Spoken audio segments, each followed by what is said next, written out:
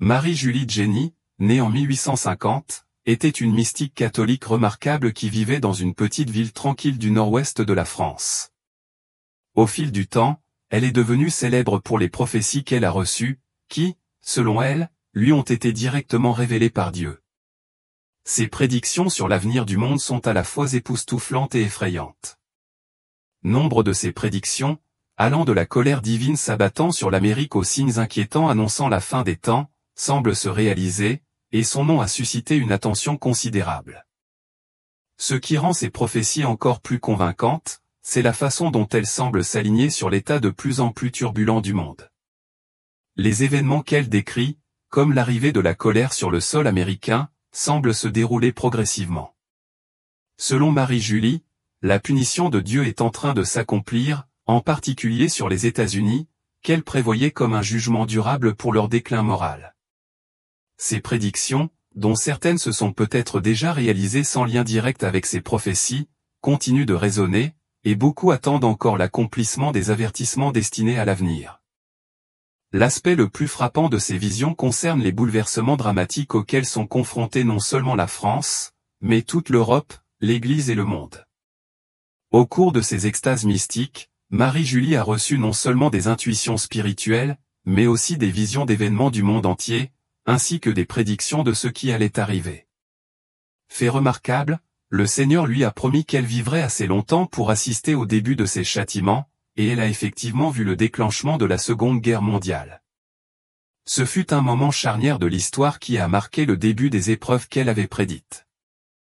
L'un des moments les plus marquants de sa vie s'est produit lorsque Marie-Julie a demandé à son directeur spirituel une image de la crucifixion.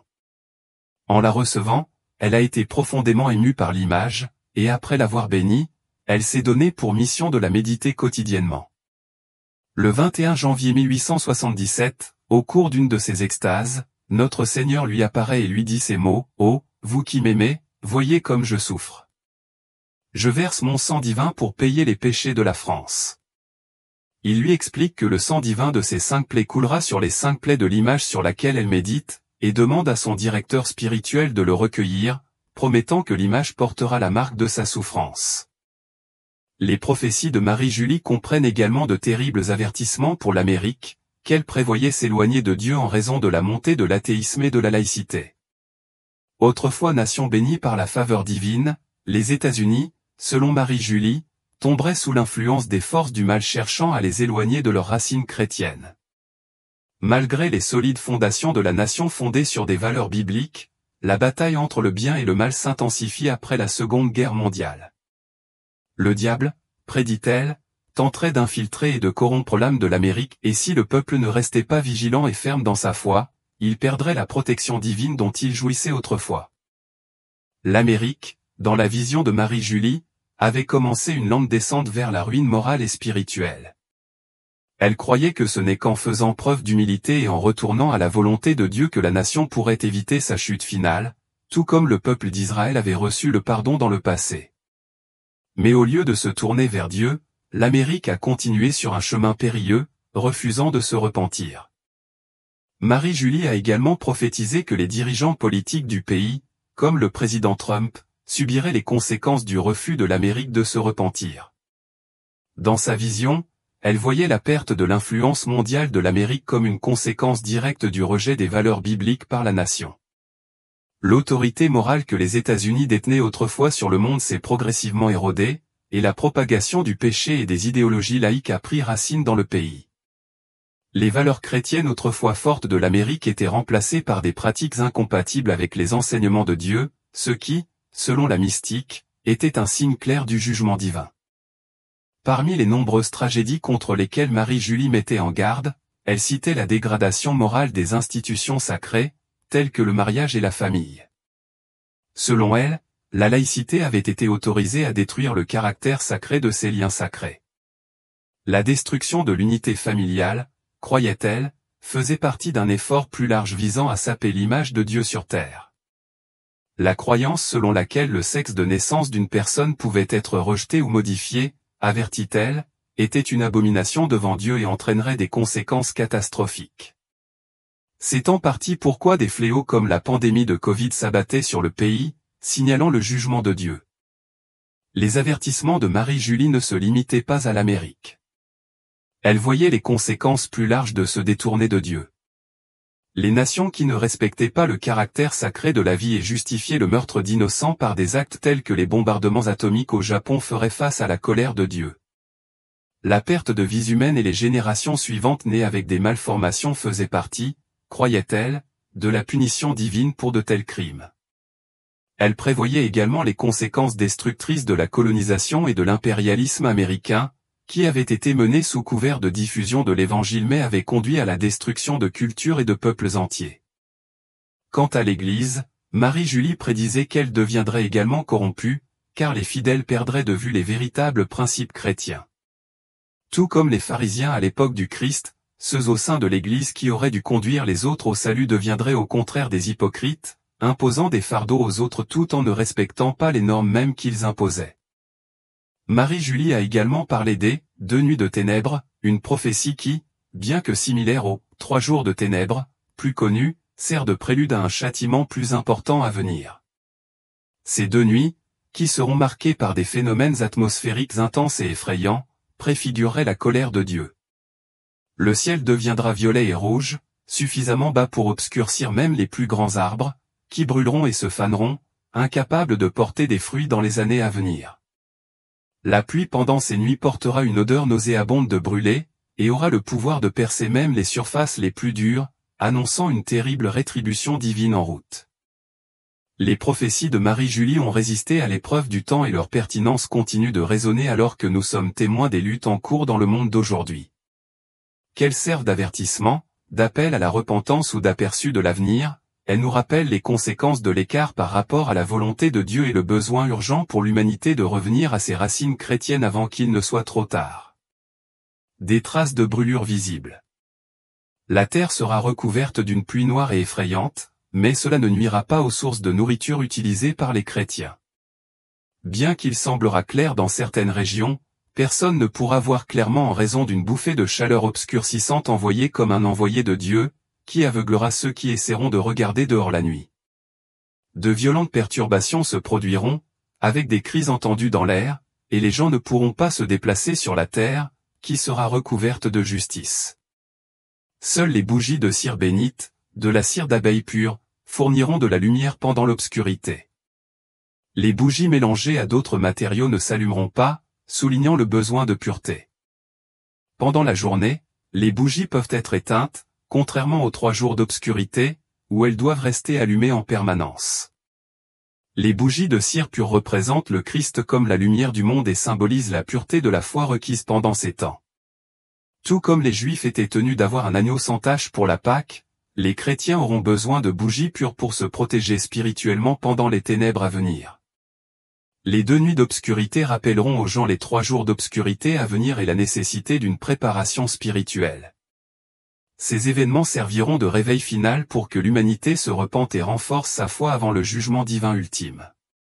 Les avertissements concernant les 2 nuits d'obscurité soulignent la miséricorde de Dieu en donnant à l'humanité une dernière chance de se repentir et de se préparer à la plus grande tribulation qui suivra les 3 jours d'obscurité.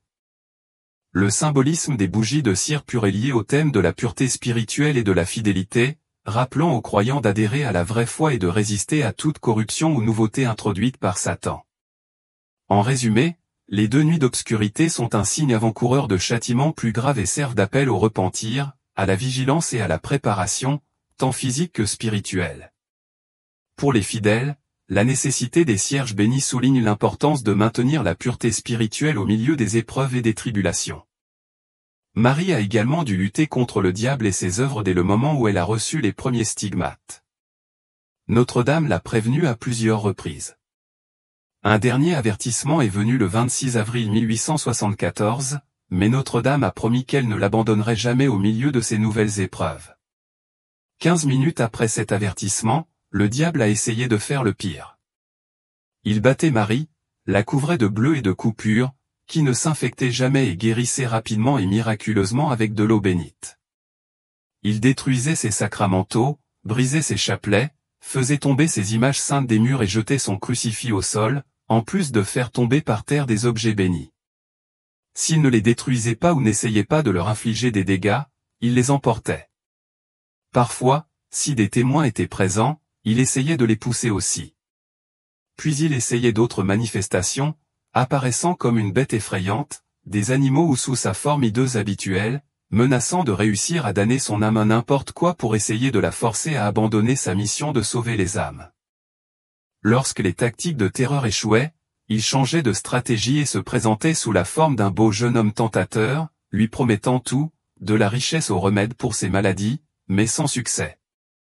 D'autres fois, il essayait de la tromper pendant ses extases en apparaissant comme des anges ou des saints.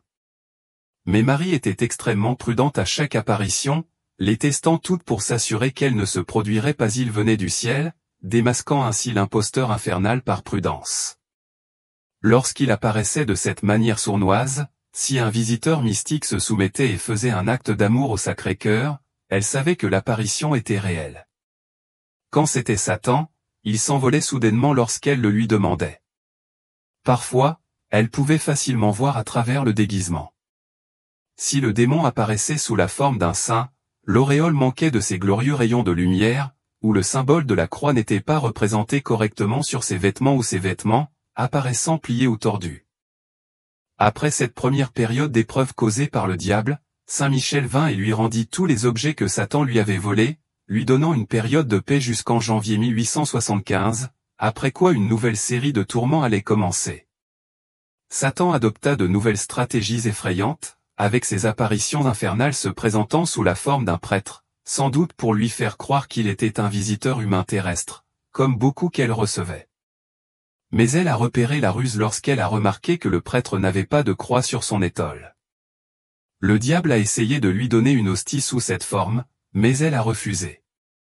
Nous ne pouvons qu'imaginer avec horreur ce qu'il essayait vraiment de lui donner, car il a tenté de l'empoisonner à d'autres occasions et de la forcer à avaler des substances qui lui retournaient l'estomac. Une fois, il a essayé de la forcer à manger de l'herbe. D'autres fois, il lui a enfoncé une lime de sang empoisonnée dans la bouche, puis l'a fermée. Elle ne pouvait ouvrir la bouche qu'après que son directeur spirituel, le père David, ait prononcé le rite d'exorcisme sur elle.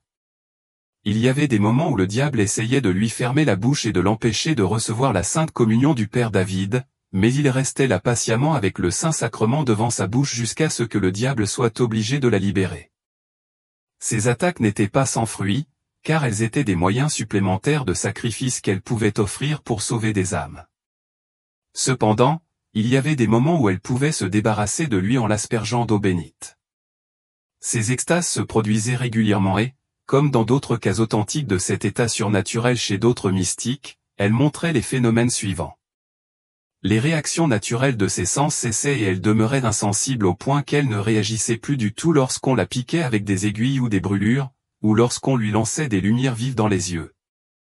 Parfois, son corps lévitait miraculeusement et elle pouvait distinguer les objets bénis des objets non bénis. Elle pouvait dire si une hostie consacrée ou non consacrée était placée devant elle.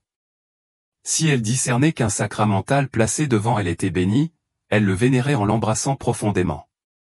S'il n'était pas béni, elle refusait de le vénérer ou restait insensible. Par exemple, lors d'une extase de la Passion le 18 octobre 1877, elle interrompit sa représentation mystique du chemin de croix et demanda une image de saint François. Un prêtre de passage en avait un dans son bréviaire et le lui tendit, mais elle resta immobile et ne le vénéra pas. Le père David comprit alors que l'image n'était pas bénie, et ils la bénirent immédiatement, après quoi elle la vénéra profondément, la couvrant de baisers. Pendant la même extase, les visiteurs lui présentèrent un rosaire, mais elle refusa de l'embrasser ou de le vénérer comme c'était son habitude.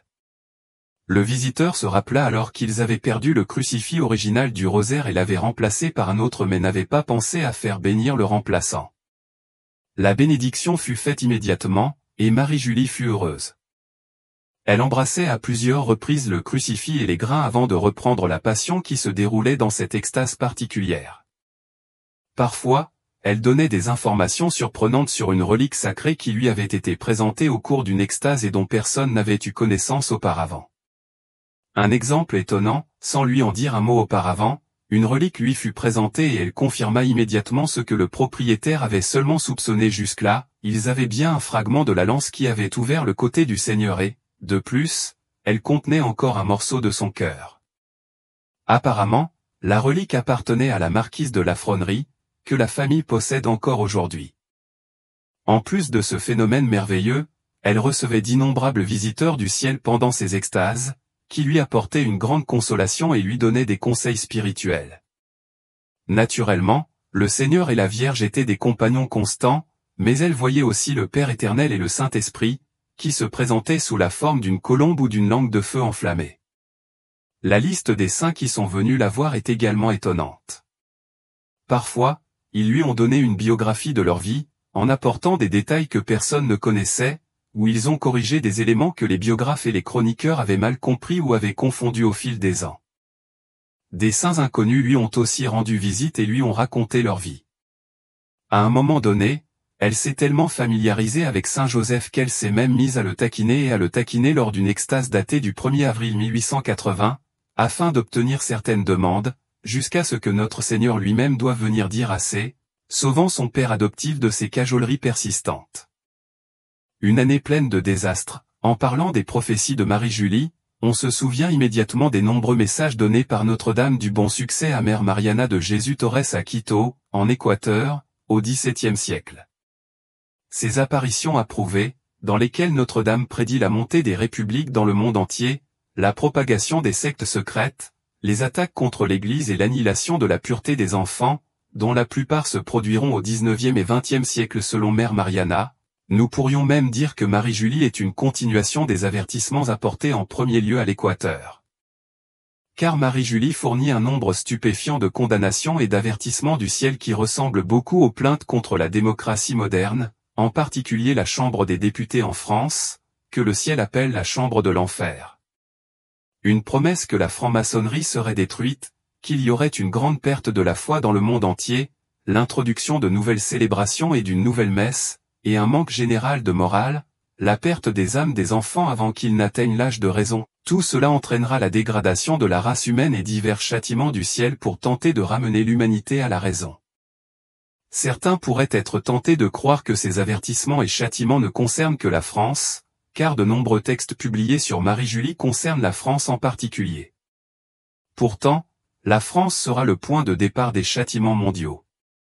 Notre-Dame a expliqué que la France était plus coupable que d'autres pays, car elle était catholique avant les autres nations et avait reçu beaucoup plus de grâce que les autres pays.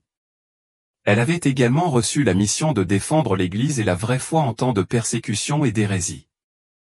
En raison de ses échecs et de son rejet de son rôle béni par le ciel, elle serait frappée en premier, mais les châtiments se répandraient ensuite dans le monde entier.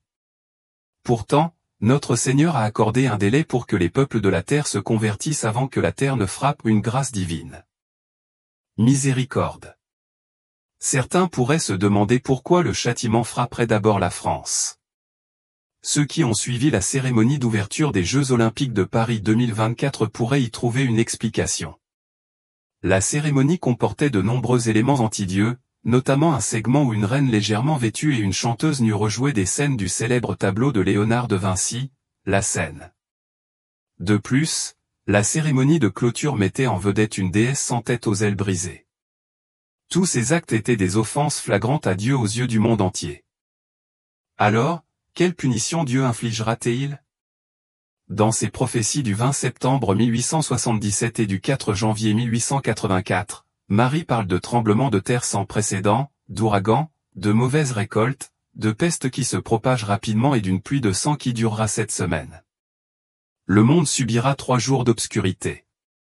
Bien que Marie n'ait pas précisé combien de temps ces événements dureraient, elle a indiqué que les châtiments seraient mondiaux et incessants, laissant la terre désolée, avec les 3/4 de la population périssant et la moitié de la population française anéantie.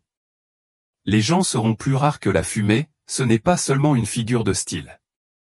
Il faudra voyager loin pour rencontrer une autre personne. Bien que ces prophéties catastrophiques semblent terrifiantes, les voyants ont également indiqué que ce ne serait pas la fin du monde et que l'humanité avait encore de l'espoir. Par exemple, Marie a dit qu'après la fin du règne infernal, des signes apparaîtraient dans le ciel. Le roi saint se lèverait et il y aurait un règne divin sur terre. Bien que Marie n'ait pas donné de détails, ces descriptions suggèrent que ce roi saint gouvernera le monde entier, pas seulement une nation ou une région spécifique. Après avoir survécu à cette grande tribulation, les gens seront profondément réveillés, reviendront à la simplicité et auront à nouveau une foi sincère. Les barrières entre les différentes confessions seront supprimées et tous s'uniront autour de Dieu. Examinons de plus près ce que Marie-Julie Génie a mentionné à propos de la France dans ses prophéties. La France sera le point de départ des châtiments mondiaux. Comme la France était catholique avant les autres nations et qu'elle a reçu plus de grâce que les autres pays, la France a reçu la mission de défendre l'Église et la vraie foi pendant les périodes de persécution et d'hérésie. En raison de ses échecs et de son rejet de sa monarchie bénie du ciel, elle serait frappée la première. Mais ensuite, les châtiments se répandraient dans le monde entier. Paris brûlera et Marseille sera englouti. Plusieurs villes seront secouées et englouties par des tremblements de terre. Les gens croiront que tout est perdu. On ne verra que des meurtres, on n'entendra que le fracas des armes et les blasphèmes. Il faut mettre fin au mal. Si nous le remettons encore une fois, toutes les âmes seront perdues. Autrement dit, s'il ne purifiait pas la terre des pécheurs endurcis, le mal grandirait tellement sur la terre que, finalement, toutes les âmes justes s'affaibliront et tomberont aussi dans le péché. Il faut que ma sainte Église triomphe. Rappelez-vous, Dieu envoie des avertissements par des prophètes et des signes. Tout est dans la Bible. Heure et jour, seul Dieu le sait. Il viendra comme un voleur dans la nuit pour attaquer beaucoup de gens qui offensent Dieu. Prenez cela au sérieux. Repentez-vous. Nous croyons que nous sommes proches des jours. Ce n'est pas encore la fin, ce sont les tribulations, les grandes tribulations. Cette prophétie de Marie-Julie Génie, datée du 7 juillet 1880, prédit un avenir sombre pour l'Église, indiquant spécifiquement que son chef, le pape, ferait face à de grandes tribulations. L'expression « l'Église sera privée de son chef » fait probablement référence à l'époque où le pape Léon XIII était pontife. La prophétie suggère que l'influence du pape Léon XIII, en particulier ses réformes et ses enseignements, serait diminuée ou effacée. L'empreinte de ses pieds sur le Saint-Autel sera réduite en cendres par les flammes de l'enfer. Le pape Léon XIII est connu pour avoir eu une célèbre vision dans laquelle Satan a défié notre Seigneur, affirmant qu'il pourrait détruire l'Église s'il lui en donnait suffisamment de temps. Selon la tradition, notre Seigneur aurait accordé à Satan jusqu'à un siècle pour tenter cela. Cette vision a profondément influencé le pape, le conduisant à composer la célèbre prière à Saint Michel Archange pour la protection de l'Église. Il a également institué d'autres prières, comme les 3 Je vous salue Marie et le Salve Regina, à dire après chaque messe pour la sauvegarde de l'Église. Cependant, la prophétie suggère que ces prières importantes et d'autres pratiques saintes seraient oubliées ou éliminées, symbolisées par l'image de l'empreinte du pape sur l'autel réduite en cendres. Il est intéressant de noter que ces prières protectrices ont été supprimées de la liturgie post-messe après les réformes de Vatican II. Cette déclaration prophétique pourrait être interprétée comme un avertissement de la confusion qui a surgi après Vatican II, y compris les mauvaises interprétations de ces réformes, qui, selon certains, ont conduit à l'affaiblissement des défenses spirituelles de l'Église. Catherine Emmerich a également prophétisé que Satan serait déchaîné sur l'Église quelque 40 à 60 ans avant l'an 2000, une chronologie qui correspond à des changements importants au sein de l'Église et du monde. Le lien entre sa prophétie et celle de Marie-Julie suggère que cette période d'influence de Satan aurait pu faire partie de la bataille spirituelle plus vaste prévue par les deux mystiques. En outre, l'introduction par le pape Léon XIII de la prière d'exorcisme mineur pour les fidèles et du rite d'exorcisme majeur pour les prêtres figurait parmi les outils clés qu'il a promus pour combattre l'influence de Satan. Cependant, le fait que ces prières soient désormais rarement récitées et que le rite d'exorcisme majeur ait été révisé en 1999 au grand dam de certains exorcistes, concorde avec la prédiction selon laquelle Satan chercherait à modifier tous les rites de l'Église, à les édulcorer ou à les supprimer complètement. La prophétie semble suggérer que cet affaiblissement des protections spirituelles traditionnelles de l'Église a permis à Satan de prendre pied, reflétant la confusion spirituelle et morale qui a suivi Vatican II et les défis de l'ère moderne pour l'Église. Le jugement dernier, le 20 septembre 1881, Marie-Julie révélait au soleil, « Je vois des grâces ». Notre Seigneur frappe en ce moment à la porte de chaque cœur pour entrer avec ses bienfaits. En frappant, j'entends ces plaintes, hautes et tristes, de sa bouche adorable. J'ai dit que Jésus a créé tous les cœurs pour m'aimer, pour me servir de trône et de foyer aimant. La plupart des cœurs ont levé vers moi, épée, lance, marteau, et avec tous ces outrages, ils ne veulent pas de ma présence ou plus de signes de ma puissance, plus d'œuvre de mon amour. Jésus dit d'un ton de voix qui transperce l'âme de douleur et d'angoisse, après les plaintes au soleil, je vois la flamme qui projette ses rayons comme pour marquer son langage et sa parole divine. Au soleil, la flamme dit, pour la terre, il n'y a plus d'espoir de triomphe. Il faut d'abord, avant le triomphe sur le mal, le triomphe des ennemis du bien en pleine puissance sur tout ce que Dieu a créé.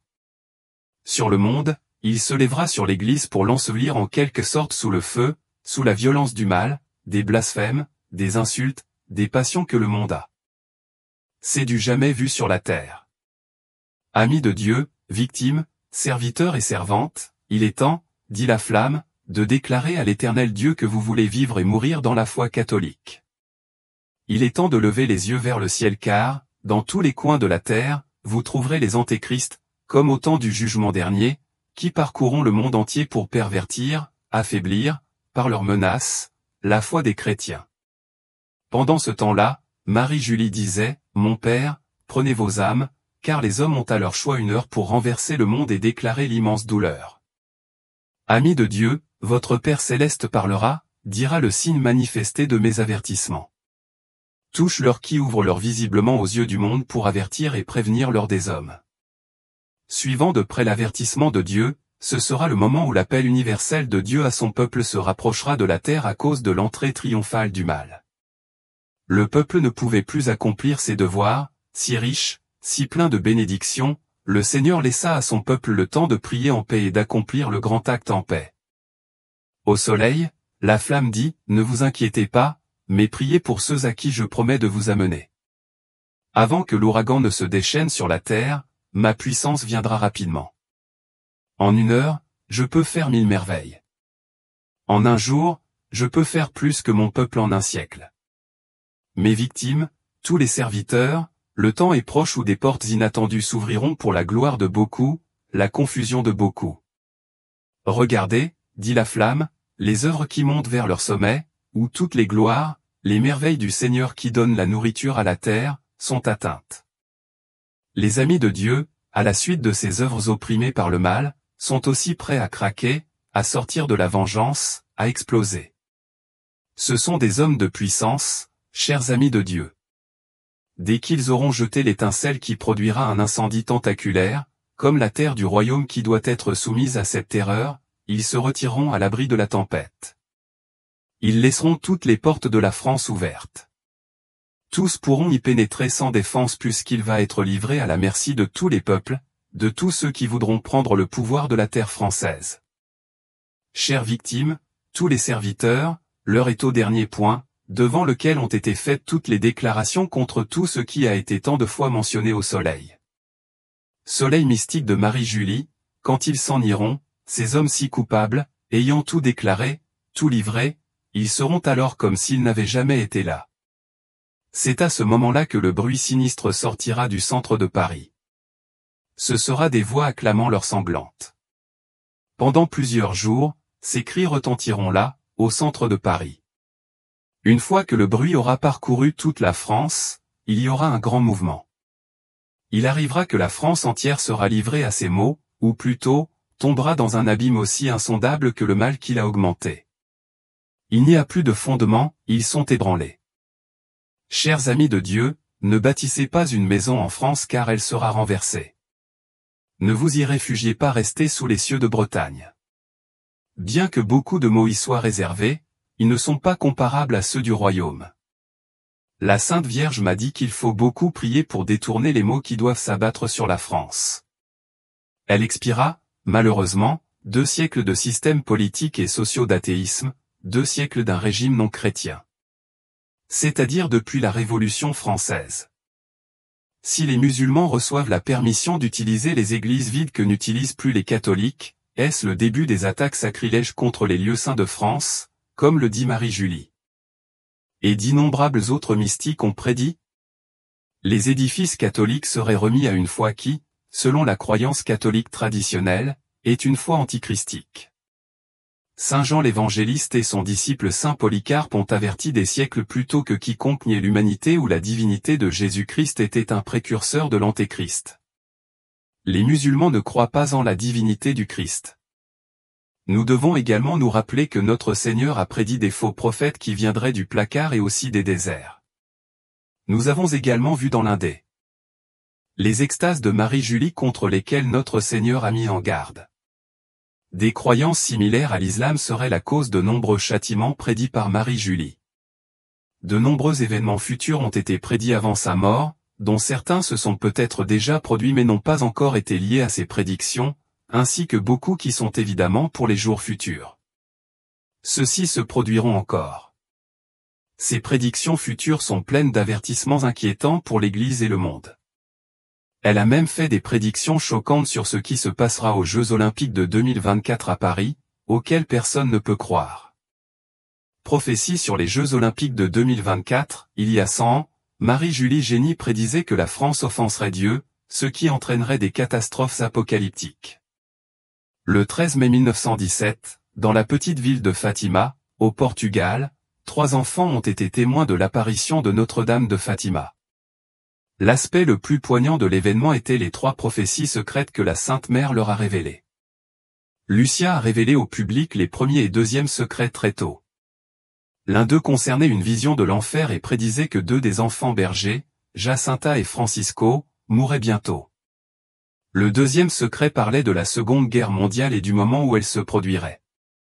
Quant à la troisième prophétie, Notre-Dame a d'abord demandé à Lucia de la rendre publique en 1960, mais le Saint-Siège a décidé de ne pas la divulguer.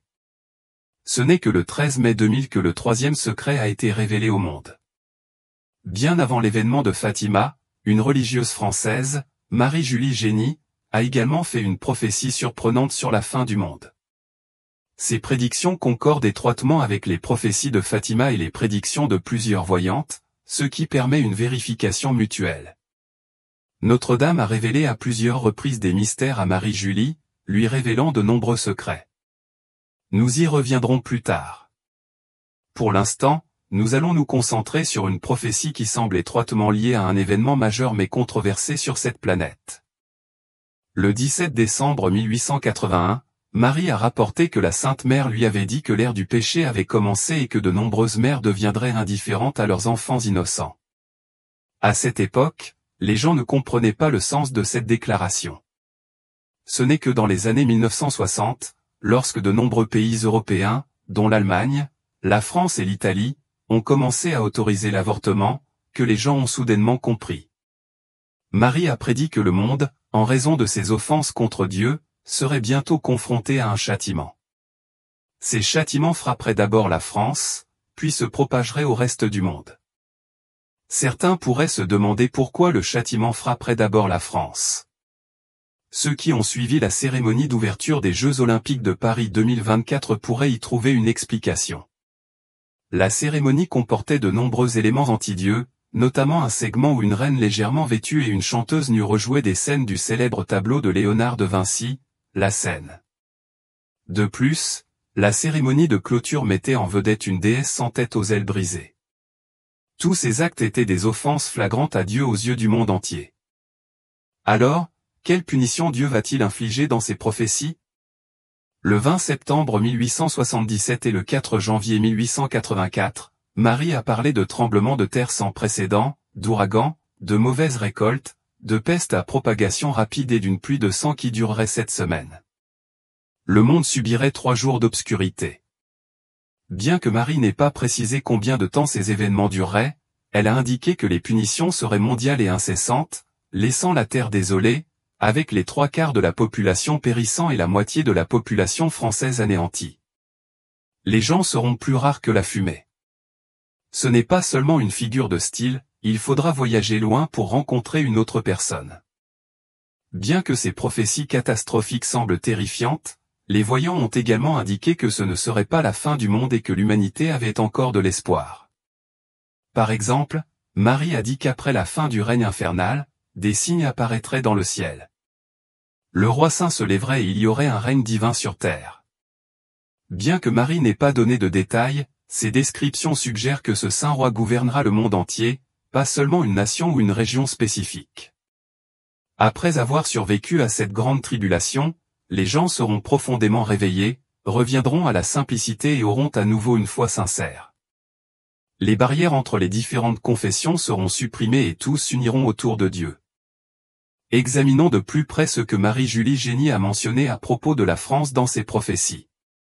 La France sera le point de départ des châtiments mondiaux, car la France était catholique avant les autres nations et a reçu plus de grâce que les autres pays. La France a reçu la mission de défendre l'Église et la vraie foi pendant les périodes de persécution et d'hérésie. En raison de ses échecs et de son rejet de sa monarchie bénie du ciel, elle sera frappée en premier. Mais ensuite, les châtiments se répandront dans le monde entier. Paris brûlera et Marseille sera englouti. Plusieurs villes seront secouées et englouties par des tremblements de terre. Les gens croiront que tout est perdu. On ne verra que des meurtres. On n'entendra que le fracas des armes et les blasphèmes. Il faut mettre fin au mal. Si nous le remettons encore, toutes les âmes seraient perdues.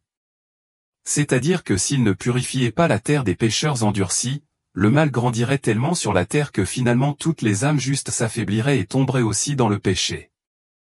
Il faut que ma sainte Église triomphe avec la trahison. Marie-Julie a aussi annoncé les 3 jours de ténèbres, pendant lesquels les puissances infernales seront lâchées et exécuteront tous les ennemis de Dieu. La crise explosera soudainement. Les châtiments seront partagés par tous et se succéderont sans interruption. La terre sera recouverte de ténèbres, et l'enfer sera lâché sur la terre. Le tonnerre et les éclairs feront mourir de peur ceux qui n'ont pas foi ou confiance en mon pouvoir. Pendant ces 3 jours de ténèbres terrifiantes, aucune fenêtre ne doit être ouverte car personne ne pourra voir la terre et la couleur terrible qu'elle aura pendant ces jours de châtiment sans mourir immédiatement. Le ciel sera en feu. La terre se fendra. Durant ces 3 jours de ténèbres, que la bougie bénie soit allumée partout. Aucune autre lumière ne brillera. Personne en dehors d'un abri ne survivra. La terre tremblera au jugement, et la peur sera grande. Dans ce moment sombre, les bougies de cire bénie seules donneront de la lumière. Pendant cette horrible obscurité, une seule bougie suffira pour la durée de cette nuit d'enfer. Dans les maisons des méchants et des blasphémateurs, ces bougies ne donneront aucune lumière. Tout tremblera sauf le meuble sur lequel brûle la bougie bénie. Cela ne tremblera pas. Vous tous, rassemblez-vous autour du crucifix et de mon image bénie. C'est ce qui éloignera cette terreur. Pendant cette obscurité, les démons et les méchants prendront les formes les plus hideuses. Des nuages rouges comme du sang traverseront le ciel. Le fracas du tonnerre ébranlera la terre. Des éclairs sinistres sillonneront le ciel hors saison. La terre sera ébranlée jusque dans ses fondements. La mer montera et ses vagues rugissantes se répandront sur le continent. La terre deviendra comme un vaste cimetière. Les corps des méchants et des justes couvriront le sol. Autre prophétie du futur proche, pendant ces extases, Marie-Julie ne reçut pas seulement des conseils spirituels, on lui montra aussi des événements du monde entier et on lui prédit ce qui se passerait dans le futur. Le 15 septembre 1879, elle prédit la révolution culturelle de Bismarck. Le 15 septembre 1881, elle prédit en détail la mort de Mélanie Calvat, la visionnaire de la Lite, survenue le 15 décembre 1904. Elle prédit l'éruption du Mont P en Martinique, puis décrivit les événements horribles tels qu'ils se déroulèrent, malgré le fait qu'elle se trouvait à l'autre bout du monde. En 1881, on lui montra la guerre du Transvaal, annonçant qu'elle aurait lieu à la mort de la reine Victoria, survenue en 1901. Elle prédit la mort du comte d'Eschambord, dernier descendant direct de la maison royale des Bourbons de France, juste avant que le successeur du pape Léon III ne soit choisi. Elle déclara, quelques jours seulement avant le conclave, que le cardinal Adriatique est choisi par Dieu. Son règne sera celui du Christ. Il ne durera pas longtemps et sera appelé pieux. Elle avait raison de dire que Pie IX n'a pas duré aussi longtemps que le pape précédent, nommé Pie IX.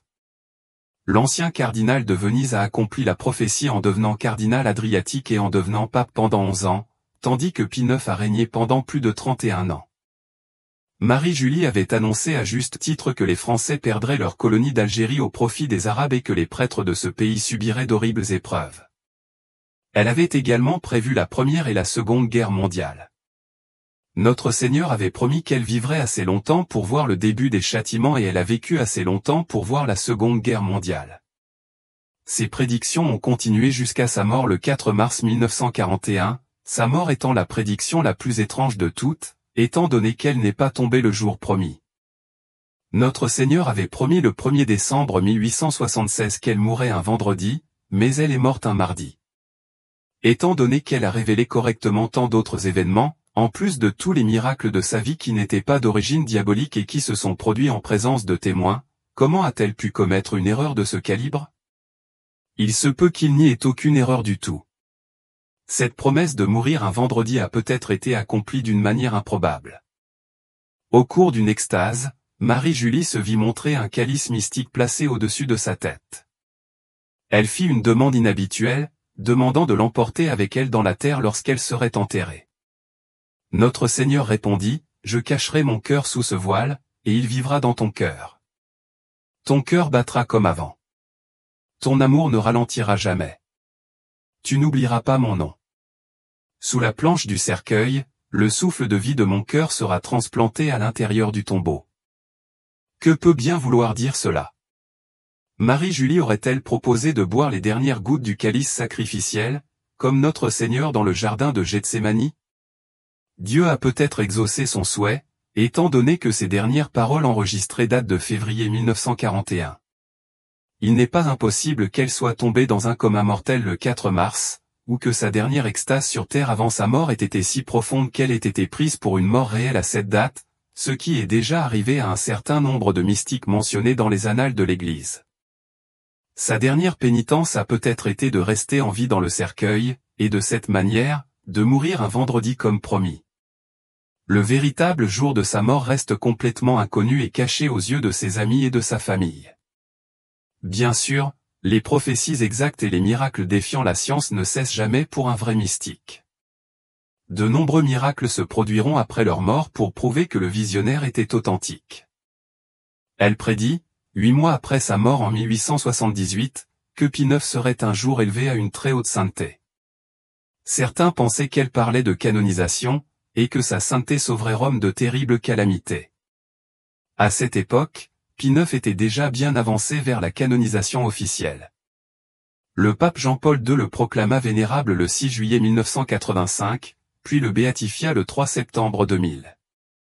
De plus, les prophéties de notre Seigneur concernant le cœur de Marie-Julie peuvent être une double révélation, d'abord pour sa mort cachée, comme mentionné ci-dessus, et plus tard comprise littéralement comme un grand miracle pour les temps futurs. Si et quand elle sera exhumée, son cœur sera retrouvé battant. La Vierge de la Croix et sa sainte mission, Marie-Julie est née à Coyolles le 12 février 1850, dans le village de Blain en Bretagne, France. Quand elle avait 3 ou 4 ans, sa famille s'installa dans une maison de campagne dans un hameau appelé La Fraude, juste au nord-est de Blain, où elle vécut le reste de sa vie. Elle était l'aînée de 5 enfants et, comme beaucoup d'âmes choisies par Dieu, elle venait d'un milieu modeste. Ses parents étaient des paysans travailleurs et pieux.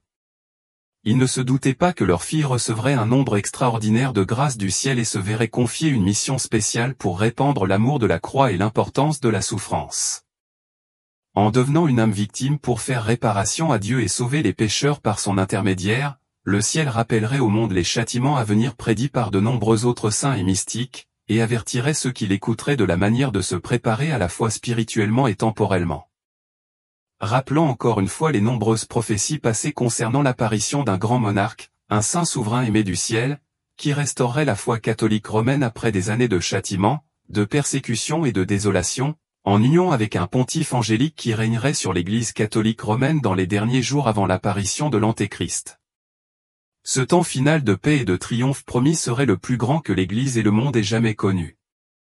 Le premier signe de la vie extraordinaire destinée à Marie-Julie commença à un très jeune âge lorsqu'elle entendit, à l'église, une voix intérieure lui dire « Reste encore un peu avec moi. Dès lors, elle fut attirée par le tabernacle et passait de longues heures de prière dans l'église où trouver un endroit calme pour prier et méditer. Plus tard, elle entra dans le tiers-ordre de Saint François et fut toujours un modèle parfait de modestie, de piété et de spiritualité. Marie-Julie, qui avait reçu la Sainte Communion avec la dévotion d'un ange, selon des témoins, le 22 février 1873, peu avant ses 23 ans, tomba gravement malade et était sur le point de mourir. Notre-Dame lui apparut et lui dit qu'elle serait guérie, mais lui demanda aussi si elle était disposée à souffrir les mêmes agonies que son fils. Marie-Julie accepta de s'offrir comme âme victime. Notre-Dame apparut à nouveau le 15 mars et lui demanda une seconde fois si elle était disposée à souffrir. Marie-Julie répondit une fois de plus qu'elle était disposée à souffrir. Les agonies qu'elle promettait de subir étaient prédites à l'avance, ce qui permit aux témoins de voir l'apparition des blessures miraculeuses. Les 5 plaies furent les premiers des stigmates qu'elle reçut, qui apparurent le 21 mars 1873. Cependant, d'autres agonies devaient suivre. Elle reçut la couronne d'épines le 5 octobre et le 25 novembre, elle reçut la blessure que le Seigneur avait subie à l'épaule alors qu'il portait sa croix. Les plaies de la flagellation du Seigneur se manifestèrent ensuite sur son dos le 6 décembre et le 12 janvier 1874. Peu de temps après le début de la nouvelle année, elle reçut des marques douloureuses au poignet, là où le Seigneur avait les mains liées, ainsi qu'une plaie au cœur. 2 jours plus tard, elle reçut d'autres marques de flagellation aux chevilles, aux jambes et aux avant-bras. 2 jours après, elle reçut 2 coups de flagellation aux côtés. La passion du Seigneur se manifesta peu à peu sur son corps. Cependant, une nouvelle et mystérieuse plaie apparut sur l'annulaire de sa main droite le 20 février 1874. Il s'agissait d'une alliance en sang, prouvant qu'elle avait été choisie par le Seigneur comme épouse spirituelle. Une dernière et très étonnante marque de stigmate apparut ensuite le 7 décembre, également vue par des témoins. Une blessure qui ne se manifesta pas chez d'autres stigmatisés de l'Église. Une croix et une fleur apparurent sur sa poitrine, avec les mots Beaucrux, qui signifient le salut à la croix, accompagnés de parfums extraordinaires émanant de son corps. Le 25 juin 1875, notre Seigneur lui promit, « Je ne tarderai pas à vous faire connaître mes secrets. » Bientôt le secret sera découvert, et le monde entier sera témoin de mon amour et de ma puissance. 3 jours plus tard, notre Seigneur promit encore, « J'opérerai pour vous de plus grands miracles que pour votre sœur Marguerite Marie. » Un nouveau nom lui fut accordé, comme cela se manifeste si souvent dans les Écritures lorsque Dieu appelle une âme choisie à un nouveau mode de vie à son service. Car elle répondit humblement, lors d'une extase datée du 14 mars 1876, que saint François d'Ales lui apparut avec une pierre blanche, apparemment une grande pierre angulaire pour la grande et sainte œuvre de la croix qui devait commencer à la fraie. Notre Seigneur bénit la pierre, puis des anges apportèrent un livre sur lequel son nouveau nom était inscrit en lettres d'or. Je vois ma chère épouse, cet endroit marqué où je vais me tenir en ta présence. Cette pierre est une pierre blanche sculptée apportée du ciel par mon Saint-Père Saint François. Notre Seigneur la bénit. Des anges l'entourent. D'autres anges apportent un livre ouvert écrit en lettres d'or et de sang. Je vois mon nom signé en haut du livre. Dis-moi ce que cela signifie. Je vois mon nom, Marie-Julie du Crucifix.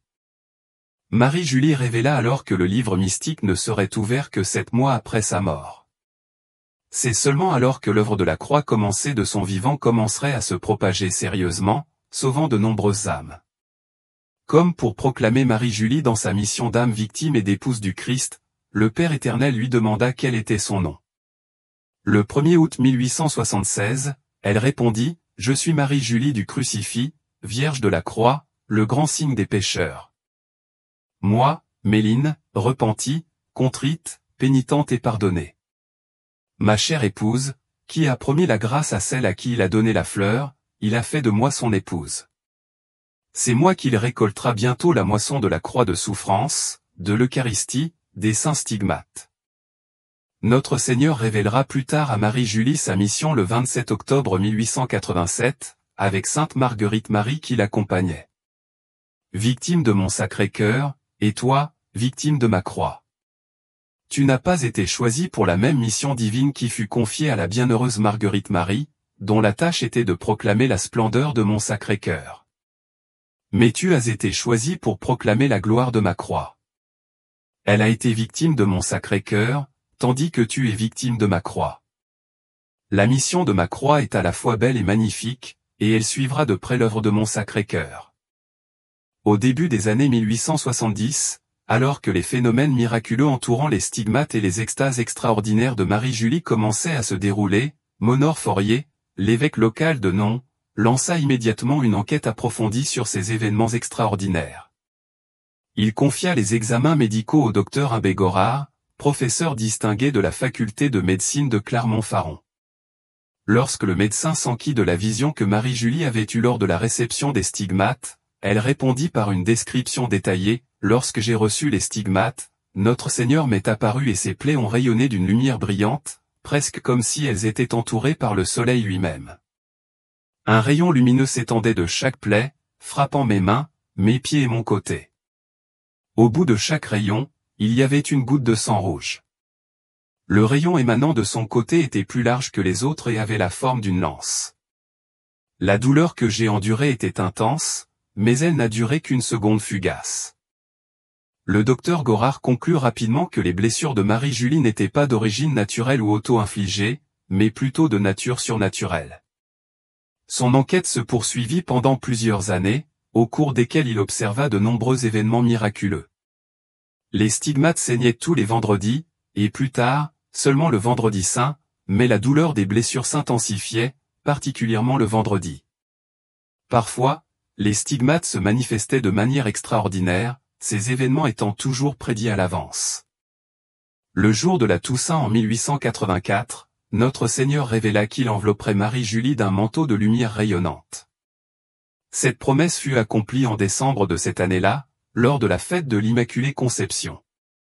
Sa famille fut témoin d'un flux de lumière, de la taille d'un petit pois, émanant des blessures de ses mains, qui dura environ 5 minutes. Marie-Julie était prête à endurer davantage de souffrances pour le salut des pécheurs et fut soumise à diverses maladies inexplicables et à des tourments physiques, que le docteur Gorard observa également. Un épisode de ce genre débuta en juin 1880, comme le prédisait une fois de plus Marie-Julie. Elle souffrit d'atroces douleurs lors de ses extases les lundis, mardis et jeudis de chaque semaine, prédisant à l'avance la nature précise du supplice qu'elle allait endurer chaque fois, le docteur Gorard en fut témoin. Plus tard dans l'année, Marie-Julie commença à offrir le sacrifice complet de ses sens, une épreuve qu'elle prédit également le 19 décembre. Comme ses stigmates, cette offrande se fit par étapes. Le mardi suivant, elle perdit la capacité de parler. 3 jours plus tard, elle perdit l'ouïe et peu après, la vue. Ses souffrances incluaient également une étrange transformation de sa langue, qui devint immobile, durcie comme la pierre et poussée vers l'arrière, obstruant sa gorge. Sa bouche se ferma et ses lèvres restèrent immobiles. Malgré ses angoisses, elle fut finalement délivrée de cette affliction. Cependant, le 10 février 1881, elle révéla d'autres étapes de son martyre. Notre Seigneur lui demanda si elle était prête à souffrir une fois de plus, et elle accepta, endurant les attaques du diable et des années de persécution. Dès le moment même où elle reçut les stigmates, Marie-Julie fut soumise à un tourment implacable du diable. Notre-Dame l'avait prévenue à plusieurs reprises de ces épreuves, avec un dernier avertissement le 26 avril 1874. Cependant, Notre-Dame la rassura qu'elle ne serait jamais abandonnée pendant ces nouvelles épreuves. À peine cet avertissement donné, le diable lança son assaut sur Marie-Julie. Il la battait, la couvrait de bleus et de coupures qui ne s'infectaient jamais, guérissant miraculeusement à l'aide de l'eau bénite. Il détruisait ses sacramentaux, brisait ses chapelets, faisait tomber ses images saintes des murs et jetait son crucifix à terre. Quand il ne détruisait pas ces objets sacrés, il les faisait disparaître complètement. Si des témoins étaient présents, il essayait même de les renverser. Le diable se manifestait également sous diverses formes terrifiantes, y compris des bêtes, des animaux et sa forme grotesque habituelle, tout cela dans le but d'intimider la Vierge et de la forcer à abandonner sa mission de sauver les âmes. Lorsque ces tactiques de terreur échouaient, il recourait à une stratégie plus rusée, apparaissant sous la forme d'un beau jeune homme, lui promettant richesse et guérison pour ses maux, mais en vain. À d'autres occasions, il tentait de la tromper en prenant l'apparence d'ange ou de saint. Pourtant, Marie-Julie restait vigilante, scrutant chaque apparition pour s'assurer qu'elle venait du ciel, démasquant l'imposteur démoniaque par sa prudence. Chaque fois que le diable apparaissait sous la forme d'un faux saint, elle exigeait que l'apparition fasse un acte d'amour au Sacré-Cœur. Si l'apparition obéissait, elle savait que c'était vrai. Mais quand c'était Satan, il s'enfuyait immédiatement. Parfois, elle remarque des anomalies dans le déguisement du diable, comme une auréole manquante ou un symbole de croix déformé sur les vêtements de l'apparition. Après cette période d'épreuve, Saint Michel Archange lui rend tous les objets que Satan lui a volés et lui accorde une période de paix qui dure jusqu'en janvier 1875. Mais une nouvelle vague de tourments commence bientôt. Cette fois, Satan adopte des formes encore plus insidieuses. Il apparaît sous les traits d'un prêtre, espérant tromper Marie-Julie en lui faisant croire qu'il est un visiteur légitime. Mais elle voit vite le stratagème lorsqu'elle remarque que le prêtre n'a pas de croix sur son étole. Le diable tente alors de lui offrir une hostie, mais elle refuse. Dans un cas, le diable tente de l'empoisonner, la forçant à avaler des substances répulsives. À un moment donné, il essaie même de lui faire manger de l'herbe et la force à avaler une fiole de sang empoisonné, lui fermant la bouche jusqu'à ce que le rite d'exorcisme soit effectué par son directeur spirituel, le Père David. Il y eut des moments où le diable chercha à l'empêcher de recevoir la Sainte Communion, mais le Père David se tenait devant elle, tenant le Saint-Sacrement, jusqu'à ce que le diable soit obligé de la libérer. Ces attaques, bien que douloureuses, devinrent des sacrifices supplémentaires que Marie-Julie pouvait offrir pour le salut des âmes. Parfois, elle pouvait chasser le diable en aspergeant d'eau bénite. Les extases de Marie-Julie se produisaient régulièrement et, comme d'autres mystiques, elle présentait les signes classiques de cet état surnaturel. Ses sens naturels cessaient et elle restait insensible à la douleur physique. Les piqûres, les brûlures et les lumières vives ne parvenaient pas à provoquer une quelconque réaction. Elle pouvait parfois faire la différence entre les objets bénis et non bénis. Elle vénérait les sacramentaux bénis avec une profonde révérence, tout en ignorant ceux qui ne l'étaient pas. Par exemple, lors d'une extase de la Passion le 18 octobre 1877, elle refusa de vénérer une image de saint François avant qu'elle ne soit bénie, ce que le Père David fit rapidement. Marie-Julie a également reçu des connaissances remarquables sur les reliques sacrées. Un jour, lorsqu'une relique lui fut présentée sans qu'elle en ait eu connaissance au préalable, elle l'identifia immédiatement comme un fragment de la lance qui avait percé le côté du Christ, et elle confirma qu'elle contenait un morceau de son cœur. La relique, propriété du marquet de la Fronnerie, est toujours en leur possession aujourd'hui. Au cours de ces extases, Marie-Julie reçut d'innombrables visiteurs du ciel, dont Notre Seigneur, Notre-Dame, le Père éternel et le Saint-Esprit. Les saints lui rendaient souvent visite, lui offrant réconfort, lui transmettant leur sagesse spirituelle et corrigeant même des inexactitudes historiques sur leur vie. Certains saints, inconnus de beaucoup, lui racontaient leur histoire et, à un moment donné, Marie-Julie devint si proche de Saint Joseph qu'elle le taquina pendant l'une de ses extases.